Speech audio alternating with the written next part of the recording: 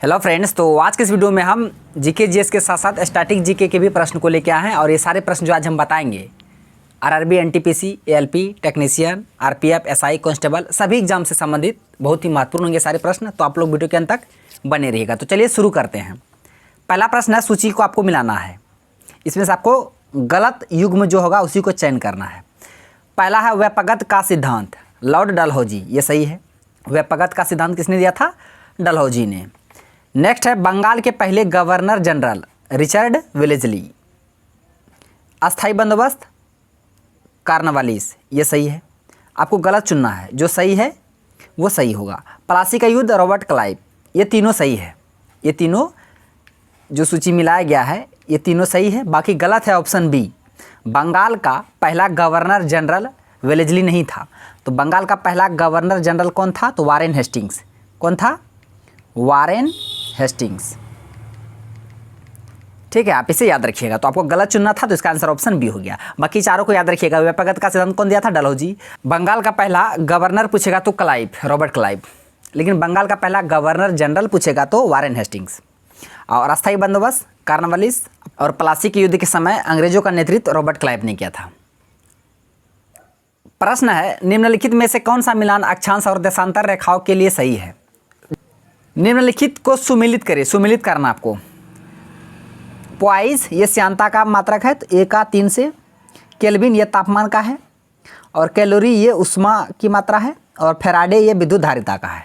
तो आप चारों को याद रखिए। पॉइस श्यानता का, फेराडे विद्युतीय धारिता का, केल्विन तापमान का, कैलोरी उष्मा की मात्रा, और कैलोरी ऊर्जा की भी मात्रा। आप इसे याद रखिएगा, एनर्जी।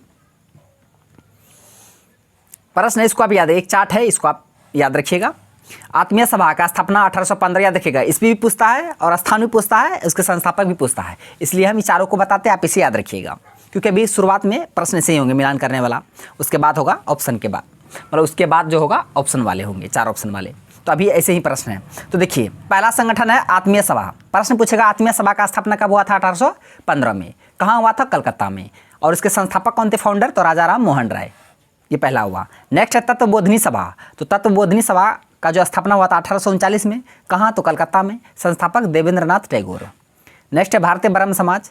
स्थापना हुआ था 1866। अगर ब्रह्म पूछता, ब्रह्म सभा सिर्फ, या ब्रह्म समाज सिर्फ पूछता, ब्रह्म समाज, तो ये 1828 हो जाता। लेकिन यहाँ क्या? भारतीय ब्रह्म समाज, याद रखिएगा। भारतीय ब्रह्म समाज 1866 कलकत्ता, और संस्थापक केशव चंद्र सेन। उसके बाद आर्य समाज 1875 बॉम्बे, और इसके संस्थापक स्वामी दयानंद सरस्वती। तो चारों को आप ध्यान में रखिएगा, क्योंकि यहाँ से प्रश्न पूछे जाते हैं। अब आइए ऑप्शन वाले प्रश्न कि सिंधु घाटी सभ्यता के निम्नलिखित स्थानों में कौन सा स्थान सिंधु नदी के किनारे स्थित था? सिंधु नदी के किनारे, तो देखिए, हड़प्पा तो पता होगा रावी नदी किनारे था। कालीबंगा ये सरस्वती नदी किनारे था। लोथल ये भोगवा नदी किनारे था। एक ही बच गया, जो बच गया वही आंसर होगा आपका। तो ऑप्शन 20 का करेक्ट आंसर हो जाएगा मोहनजोदड़ो। मोहनजोदड़ो सिंधु नदी किनारे थे। बाकी बात लोथल भोगवा नदी, कालीबंगान सरस्वती नदी, हड़प्पा रावी नदी। जितना भी हम एक्स्ट्रा फैक्ट बता रहे हैं आप इसे भी ध्यान में रखिएगा। प्रश्न है, कनिष्क काल में राजधानियाँ क्या थी? तो कनिष्क जो काल में राजधानियाँ थी कुषाण वंश का, ये पुरुषपुर था। पहला राजधानी पुरुषपुर था, और दूसरा राजधानी मथुरा था। दूसरा राजधानी मथुरा। तो प्रश्न ऐसे भी पूछे जाते हैं कि कुषाण वंश का जो दूसरा राजधानी था वो क्या था? पुरुषपुर नहीं था, वो मथुरा था। पहला राजधानी पुरुषपुर, तो 2 राजधानी था, पुरुषपुर मथुरा, पुरुषपुर मथुरा। तो इसका आंसर ऑप्शन ए हो जाएगा। पहला पुरुषपुर, सेकंड मथुरा।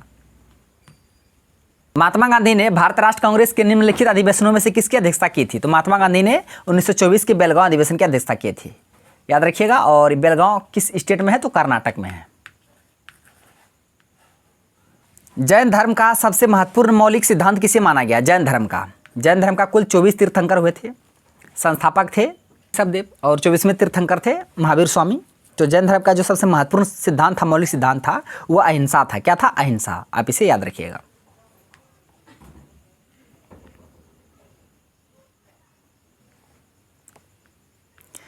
निम्नलिखित में से कौन दामोदर नदी की सहायक नदी है? मुख्य सहायक नदी है दामोदर नदी का। कोसी नहीं होगा, अच्छा ये भी नहीं, स्वर्णरेखा भी नहीं। इसका आंसर ऑप्शन बी हो जाए, बराकर नदी। तो दामोदर नदी की मुख्य सहायक नदी है बराकर नदी। आप इसे याद रखिएगा। सिंधु नदी, इसको बिहार का शोक कहा जाता है। बिहार का शोक, रास्ता बदलने में आगे रहता, बिहार का शोक सिंधु नदी। और ये गंगा की सहायक नदी है। और ये गंगा नदी में कहाँ की मिलती है, तो यहाँ भागलपुर कुर्सेला के पास। एक अर्थव्यवस्था में मत्स्य उद्योग को डॉट डॉट का हिस्सा, मत्स्य उद्योग किस क्षेत्र के अंतर्गत आएगा, तृतीयक, द्वितीयक, या तो द्वितीयक या तो तृतीयक या प्राथमिक। याद रखिएगा, मत्स्य उद्योग हो गया, कुक्कुट पालन हो गया, मुर्गी जो पालन होता है वो सब, कृषि सब प्राथमिक क्षेत्र के अंतर्गत आएगा। तो इसका आंसर ऑप्शन ए हो जाएगा। आप इसे, इसका आंसर ऑप्शन डी हो जाएगा, प्राथमिक क्षेत्र, प्राइमरी सेक्टर में आ जाएगा मत्स्य उद्योग। ठीक है, और यहाँ कुछ इंपॉर्टेंट है प्राथमिक उद्योग से संबंधित क्षेत्र, आप उसे याद रखिएगा। प्राथमिक क्षेत्र में कृषि आ जाएगा, याद रखिएगा, कृषि, वानिकी, पशुपालन, मत्स्य पालन, मुर्गी पालन, खनन, ये सभी प्राथमिक क्षेत्र में आ जाएंगे। आप इसे याद रखिएगा, सारे फैक्ट को आपको ध्यान में रखना है। जितना भी यहाँ पे सेक्टर बताया आपको, सब प्राइमरी सेक्टर में आएगा। निम्नलिखित में से किसे 1955 से पहले इंपीरियल बैंक ऑफ इंडिया के नाम से जाना जाता था, तो याद रखिएगा, इंपीरियल बैंक ऑफ इंडिया, इसका स्थापना हुआ था 1921 में। इसका नाम बदलकर भारतीय स्टेट बैंक कर दिया गया 1955 में। तो उससे पहले भारतीय स्टेट बैंक को इंपीरियल बैंक के नाम से जाना जाता था। भारत का केंद्रीय बैंक है वो आरबीआई, भारत का केंद्रीय बैंक आरबीआई, हेडक्वार्टर मुंबई में। प्रश्न है, कौन सा मानव रोग और उनके संचरण का तरीका गलत है। एड्स वायरस से होता है, ये सही बात है, जो गलत है उसी को आपको चुनना है।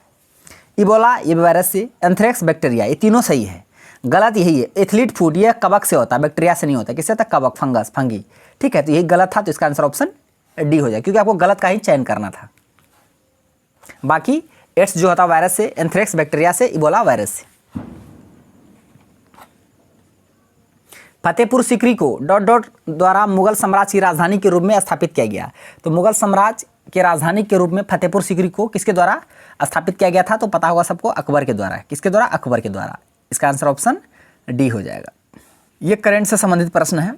भारत का पहला क्षेत्रीय AI news anchor, artificial intelligence, AI news anchor, तो ये लिसा है। कौन, लिसा, याद रखिएगा नाम। एआई पहला, भारत का पहला एआई न्यूज एंकर है, तो लिसा। प्रश्न है, भारत के संविधान की प्रस्तावना में समानता, स्वतंत्रता और बंधुत्व शब्द डॉट डॉट के संविधान से लिए गए थे। तो यह फ्रांस देश के संविधान से लिए, तो ये जो शब्द लिए गए हैं, समानता, स्वतंत्रता, बंधुत्व, ये फ्रांस देश के संविधान से लिए गए हैं। आप इसे याद रखिएगा। फ्रांसीसी क्रांति कब हुई थी, तो पूछता है 1789 में, याद रखिएगा। 14 जुलाई, डेट भी याद रखिए, डेट भी पूछता है, 14 जुलाई 1789।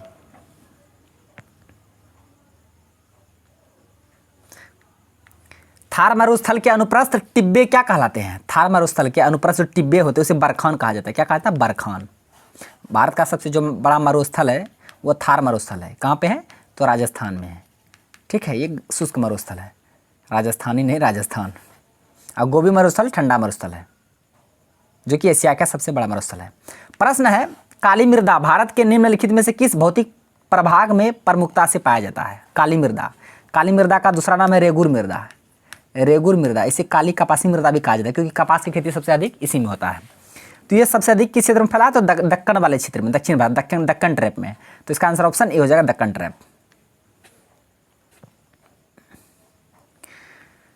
उस भारतीय राज्य का नाम बताइए जिसने पहली बार पंचायती राज का त्रिस्तरीय प्रणाली को अपनाया था। तो ये सबसे पहले अपनाया था राजस्थान। पंचायती राज का त्रिस्तरीय प्रणाली को अपनाया था राजस्थान।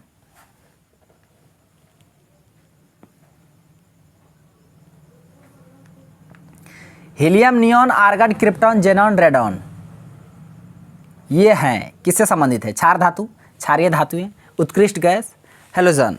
अक्रिय गैस कहिए, उत्कृष्ट गैस कहिए, नोबल गैस कहिए, क्या क्या इसका देखिए नाम अलग अलग। नोबल गैस कहिए, या अक्रिय गैस कहिए, या उत्कृष्ट गैस कहिए, सब सेम है। तो इसका आंसर ऑप्शन सी हो जाएगा। ये सभी उत्कृष्ट गैस हैं, नोबल गैस हैं, अक्रिय गैस हैं। कौन कौन, helium, neon, argon, krypton, xenon, radon.